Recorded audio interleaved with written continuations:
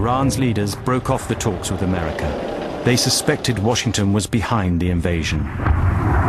They were not totally wrong.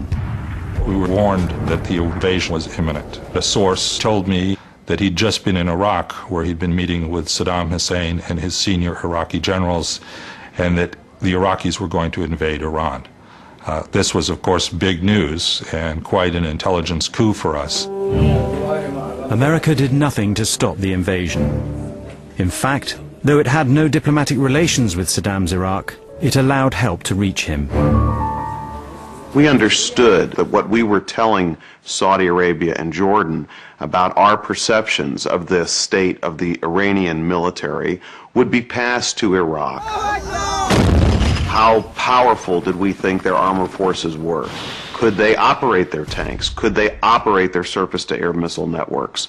These were the types of information that we would provide to our friends and which we expected they would pass on to Iraq.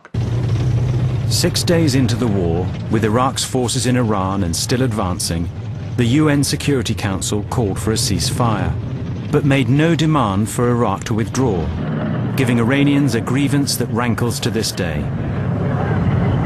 ممکنه یک کشور متجاوزی رو محکوم نکنن، از اون نخواهند که برگرد به مرزهات و بابت این تجاوزی که کردی غرامت بپرداز، فقط بگن که آتش بس بدید. آتش بس بدید یعنی تجاوز ما بپذیریم. اون موقع من مسئول تدارکات سپاه بودم و امکانات می‌خواستن، اسلحه می‌خواستن، مهمات می‌خواستن، تجهیزات می‌خواستن. جنگ عراق با ایران نبود. وقتی من مأمور بودم برای پشتیبانی از سپاه امکانات تهیه بکنم، همه دنیا به صدام میفروختن.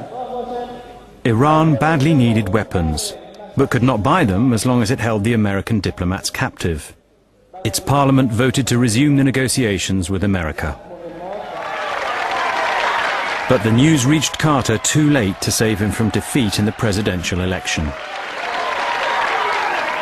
I promised you 4 years ago that I would never lie to you, so I can't stand here tonight and say it doesn't hurt. He now determined to get the hostages home in the 2 months left before Ronald Reagan took office.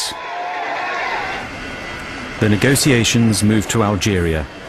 The final sticking point was $9.5 billion of Iranian government assets in American banks, frozen by the US government when its embassy was seized.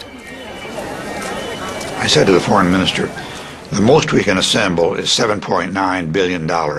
And I think it's in their interest to accept that because dealing with President Reagan might be much more difficult than dealing with us. It was the Americans' final offer.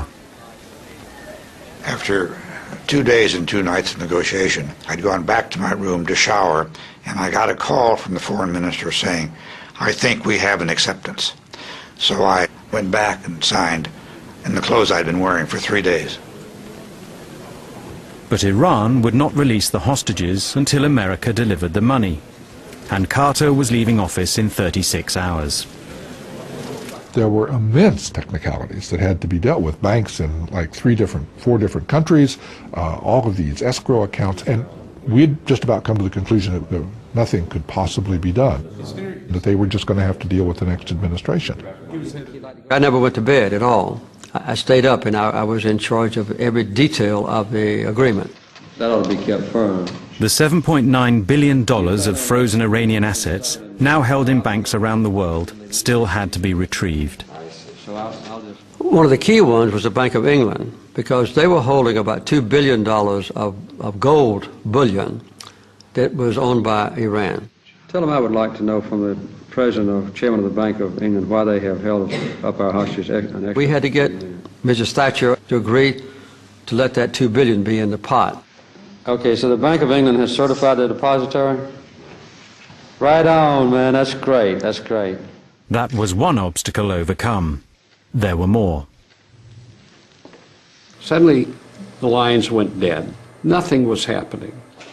We found out that there was a U.S. Treasury official who didn't like the deal, whose signature was necessary to move the papers forward, who went home. So the President of the United States said, this person is fired, And so we got past that. The hostages had been held for 15 months, often in solitary confinement. 2 hours before Reagan's inauguration, they were assembled. We were all blindfolded. I can remember my irritation with one of the hostage takers who were pushing us on the bus, because we were always being pushed around. The hostages tore off their blindfolds and saw they were on the road to the airport. In Washington, the Vice President and President prepared to leave for Reagan's inauguration. As I left the Oval Office, there was Gary Sick sitting by the president's chair, in his own smaller chair, on the phone, waiting to see if there's any news about the hostages. I was listening with one ear to the reports coming out of Tehran about where the hostages were and what was going on. The hostages reached Tehran airport. Prodded, poked at, screamed at by dozens of hostage takers, prison guards between the bus and the ramp up to the aircraft. We hadn't seen each other for 444 days. All of us embracing each other, getting to know each other again. But the planes sat on the runway. Carter was despairing because he had hoped at least to get these hostages home while he was president. We rode in a limousine to the Capitol for the inauguration ceremony. I had direct communication, obviously, with our intelligence around the world. I talked to him while he was in the car. Said that the hostages were apparently at the airport, but we had no evidence that anything had happened. Repeat after me. I, Ronald Reagan, do solemnly swear.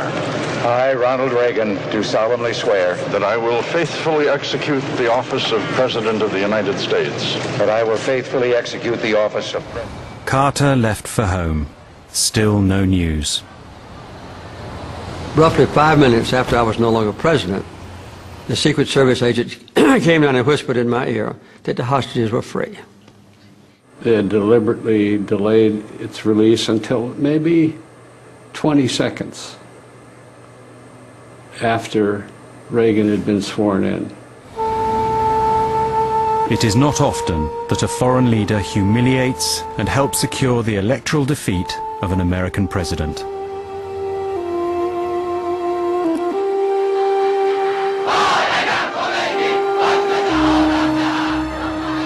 Ayatollah Khomeini had laid down a pattern of intransigence that continues to this day, and still bamboozles the West.